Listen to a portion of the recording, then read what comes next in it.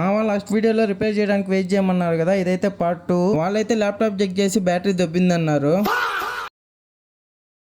ఇక్కడ కనిపిస్తుంది చూసారా, ఇదే అనమాట మనకు హ్యాండ్ ఇచ్చిన బ్యాటరీ. మీరే చూసుకోవచ్చు ఎలా ఉందనేసి. నాకైతే దాని లోపల ఎయిర్ బబుల్స్ అయితే ఉన్నట్టు అనిపించింది. ప్రెస్ చేస్తేనే చేయి లోపలికి వెళ్ళిపోతుంది. ఇంకా అలాగే కీబోర్డ్ కూడా చెక్ చేయమన్నాను, వాటర్ పడినప్పటి నుంచి వర్క్ అవ్వలేదని చెప్పాను. ఇంకా వాళ్ళ కీబోర్డ్ కూడా మొత్తం ఓపెన్ చేసి ఇది కూడా వాటర్ వల్ల డ్యామేజ్ అయిందని చెప్పారు. ఇంకా ఇక్కడ కనిపిస్తుంది చూసారా, ఇదే అనమాట మన ల్యాప్టాప్ కీబోర్డ్. అయితే చేతిలోకి తీసుకోగానే టచ్ అండ్ ఫీల్ సూపర్ గా ఉన్నింది, కానీ ఏం చేస్తాం వర్క్ అవడం లేదు.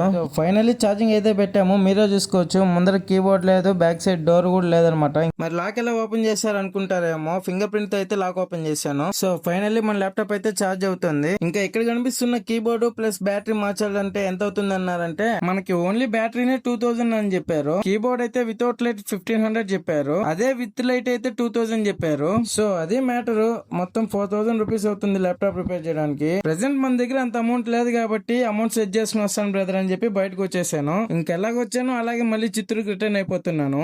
వీడియో నచ్చితే ప్లీజ్ లైక్ అండ్ సబ్స్క్రైబ్ చేసి పెట్టుకోండి.